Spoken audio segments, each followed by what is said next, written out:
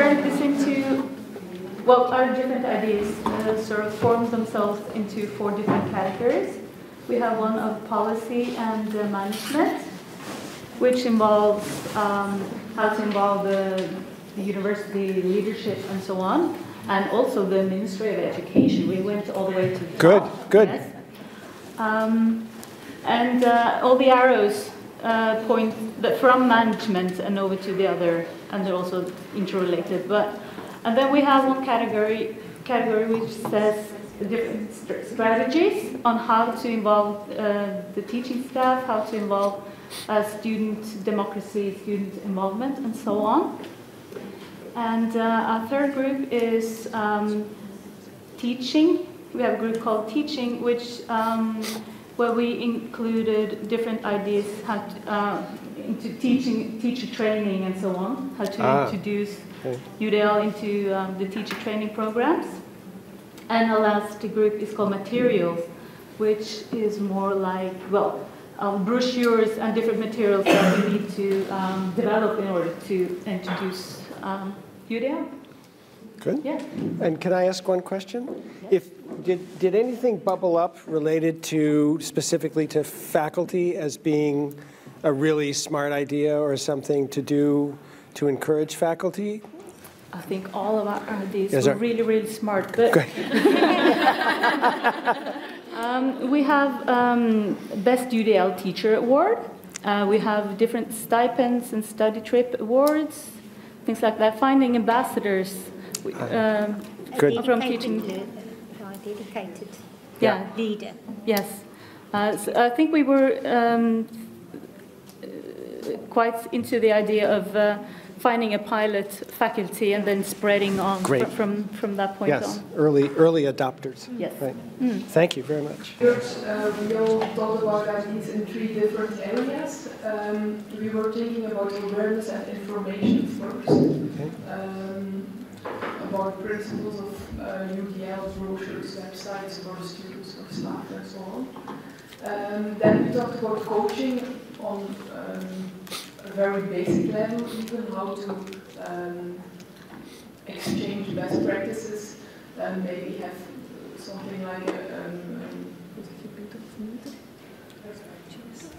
somebody like a tutor for you as a teacher with a lot of experience you can talk to, or maybe something like a coaching group where you can develop practical things. We also talked about teaching the teacher. Yes. Teaching the teacher, yes. And our last part was about motivation, and we talked about workload, but that's important as well. That can't be extra workload because that won't be really feasible. That all the technical things are available, and maybe also using the materials that already exist. You showed a lot of sites, so that maybe if you start this, you don't have to change your whole program. That you can just use something that already exists to get used to the idea or to the way of dealing with this. And we also talked about the day-to-day reality in relation to motivation. Great, thank you. Right. We had also similar things as the other group. We have awareness, sharing ideas, and so give attention to the feelings. The gains, clearing the gains that they as well as for the students as for the docenten and teachers, and the technology. Also make enough attention to the technology that is available. Great. Yeah. Thank you. And you had a question. You wanted to make a statement. I don't know if the microphone is working. No. Maybe I also want to warn for some danger of courses which are too meticulous, which are prepared too meticulous. And before the French Revolution, at universities, the courses were called readings. The professors just read their courses. Right. But then during the French Revolution, the professors were obliged to speak without reading just their courses. And now when I see some colleagues with courses which are too well prepared, they are just reading the PowerPoint and so. Right. So we are going to the time from before the French Revolution again. So I think it may be a danger. Because once I read of a professor who read his courses after the course. Really? Yes. So because during the course, they got a lot of ideas from the students. It was a real course, or let's say a real working together with the students. Right. And then after the course, he read his course. Interesting. Yes. Yes. He wrote his course. Right. Got it. Yes. Thank you. That's a great idea. A lot is already said. We have 4 groups, a group of policy and management with different steps within it. First of all, being aware and something about being part, UDL, as part of the mission of the policy. Going through different steps to quality, so that the institution or the organization will take UDL as a quality criterion. So that's obligation, an obligation, and it will be very,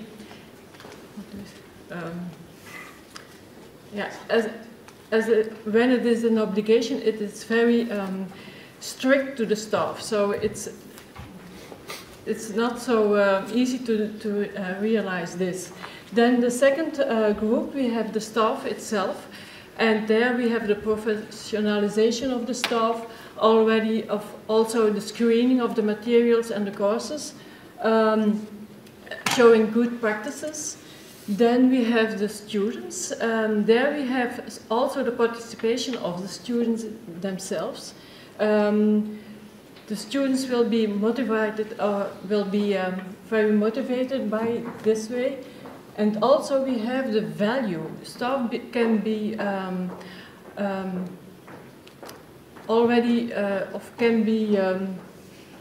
motivated by the motivation of the students itself. When you how to say it, introduce UDL, the students will be have a better output, and so the staff will be motivated by that also. That are the 4 groups we have distinguished in it. Great. Thank you. The first cluster we made was about engagement and effect. We think it's important to emphasize that it can be a lot of fun to implement it. It doesn't have to be a drag. There are a lot of fun tools to use. So I think that's important that we give tutors a positive challenge, not something that they have to bear. Then maybe it would be a good idea to invite students, maybe students with a disability who are already at work, to come and testify and give their working experience and give their experience about studying with or without UDL implementation, and then compare those two maybe.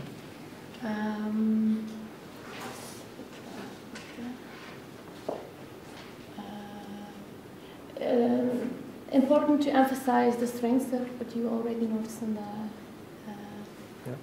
earlier today. And then we have a cluster about coaching and creating a mentality change. We have the need for role models. Like you showed us those films about Harvard University. And it's important for us that we have role models, higher education. You can find on the internet a lot of tutorials and information about UDL with films. But it's for secondary school. Exactly. Yes. Right. But we need to implement it in higher education, so we need material and films and testimonies, experiences from higher education. It's something you have to do with your colleagues. You have to sit together and talk about it and give each other feedback. You cannot do this alone. I think it's important to point out that it's not necessarily more and harder work. Right. I think in the long term it can be a lot more fun and a lot easier, but making a change always seems hard and difficult and more work. So I think that's important, and we try to create a mentality change. And then we have a cluster about the analyzing phase. We think screening is important. Yes. Because maybe you already have a lot of UDL implementation. Maybe some of your teachers already use very good stuff. And they're just not calling it that. They're not just calling it that, and it's maybe it's not known by the other colleagues. Good. So screening could be very efficient. Yes, I have the one for all for one. Policy. I think policy is very important. You can not do this without the support. Yes. Of the administration or deans, not possible. And then we have a cluster about good practice. Yeah, again, the modeling. Maybe do a tryout. Take a small piece of your curriculum. Pilot program. Yeah, and a pilot program like colleagues told us. Yeah. And then compare it and compare the outcome. Great. And see what the results are. Being able to look critical at your own curriculum. Example given at your exams. That's not easy. Not easy at all, right? No, so, and then we have the cluster of multiple means. We have a lot of information, maybe some formats, some guidelines, how to make good PowerPoint, what are the possibilities for presentations. PowerPoint is not the only medium there is. We have toolboxes. SIHO has one. A lot of higher education programs have one, but that doesn't mean that all the tutors know that it's there, and they need to be informed. Yes, not all of them know how to use it. Right. I need to move on to that group, but thank you very much. Like many other groups, we had some ideas about raising the awareness about the gains, of course, for students and for instructors themselves. Especially at the universities, it seems very important to do that by showing research results, because but also another kind of awareness is that we have to reach is, I think, that we all at higher education, we are a group of people that are used, that we grew up with learning, with text. We are all have a special learning style that's not. It's a different learning style than as many other students at this moment at the higher education have, and we really have to be aware of that we don't always can have the empathy to know how other students learn, so we have to know that. Then we had also, like many other groups, ideas about instruction, coaching, professional development. I think that teachers have a need to examples, to have ideas, to see some alternatives than the things that they are used to. We also wrote Teach as you preach. I think what you are doing now today is teach us how you preach, and we also have to do it ourselves in our professional development initiatives. we also wrote up that early adopters or role models are very important people in the institution, and that we really have to appreciate what those people are doing. Also already appreciating what instructors are doing now at this moment. It's already, for some examples are very good examples of UDL, and we really have to appreciate what they already are doing. Absolutely. Then we had some ideas about motivation, external motivation. We can give financial resources to develop learning materials, but also, of course, to the internal motivation, really going back to the basic of teaching the wow of learning students something. We have to, how do you say, we have to trigger it again, or yes, whatever. Okay, and then at the end we also had some ideas about how we can facilitate implementation, like for example developing a format for learning materials. Great.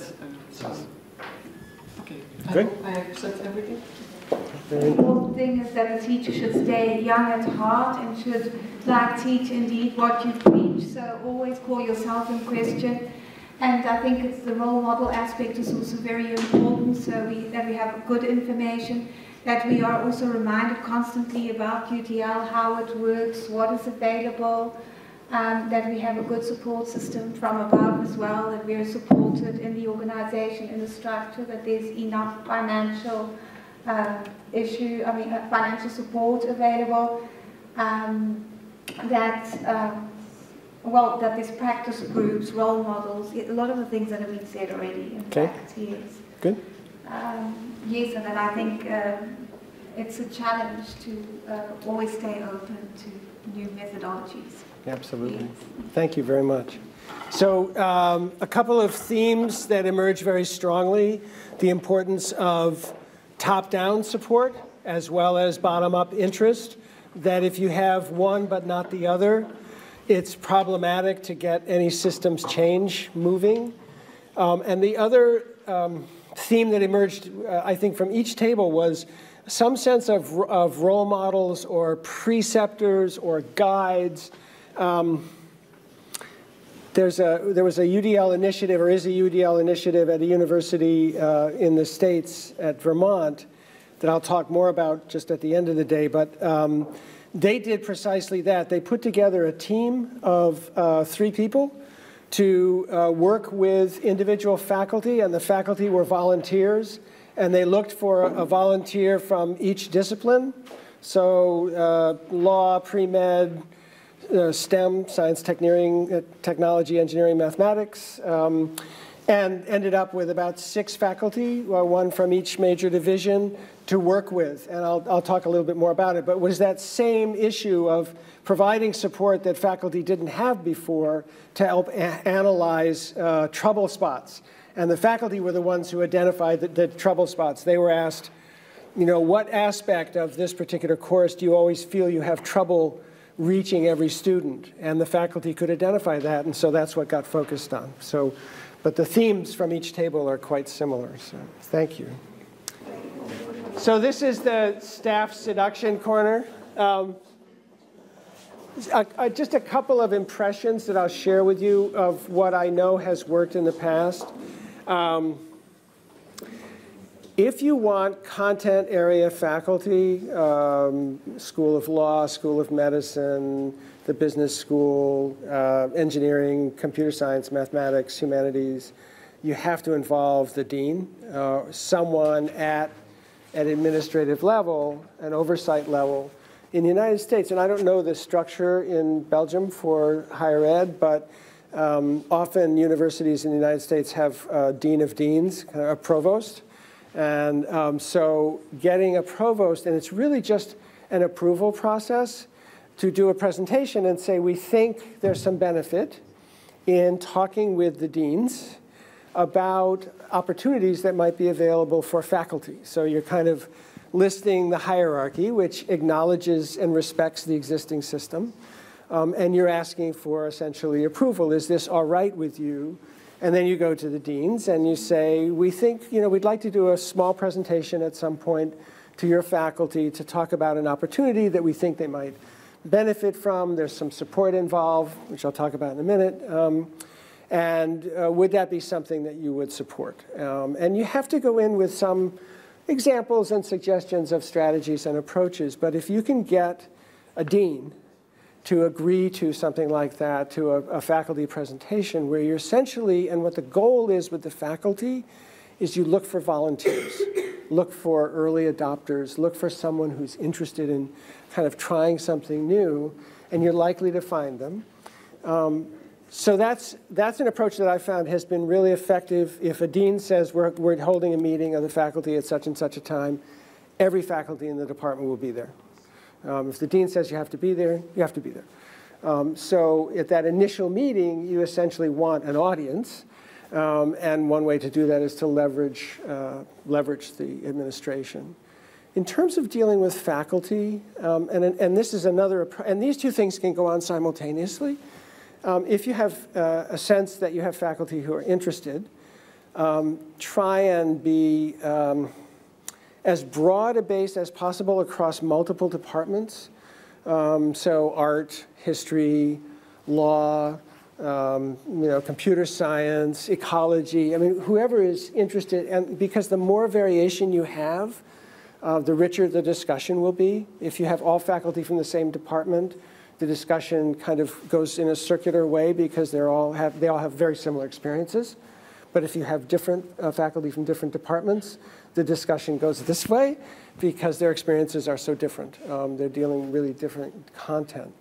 I always talk with faculty and ask them two questions that I found have really been helpful. One is when they think of a class that they like to teach, what do they feel they do really well?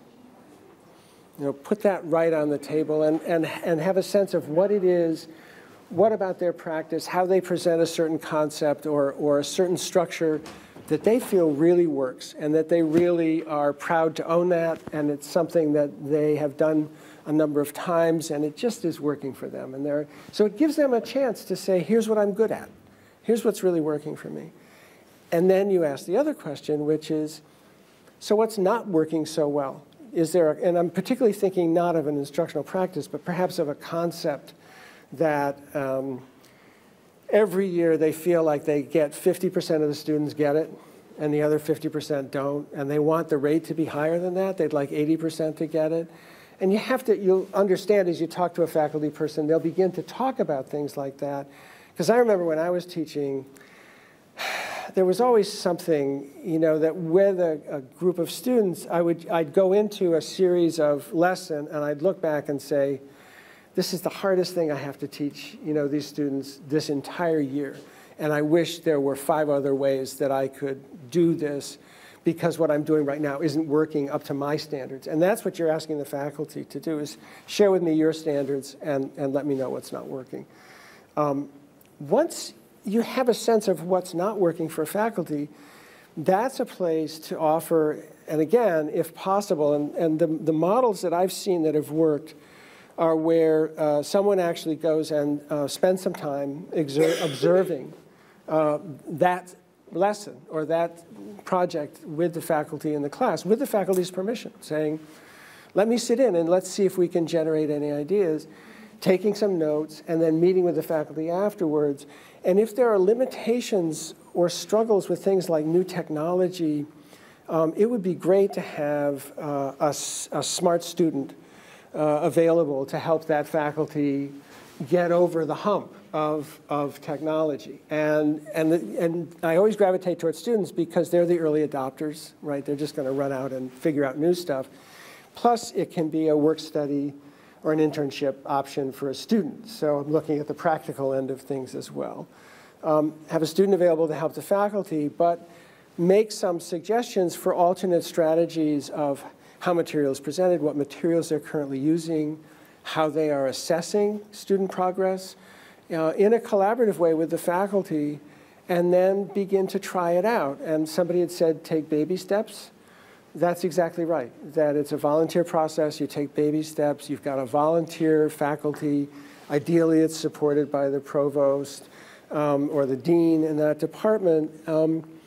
And then you figure out a mechanism for getting those faculty together once a month to chat for an hour about what their experiences are.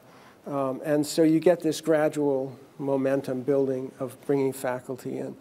I found that is much more effective than if you tell somebody they have to do something, you're immediately putting them into a corner and they're trying to figure out, how can I get out of this? I mean, that's your initial response when somebody tells you you have to do this. So I'd much rather start with a volunteer and say, let's solve a real problem. So that's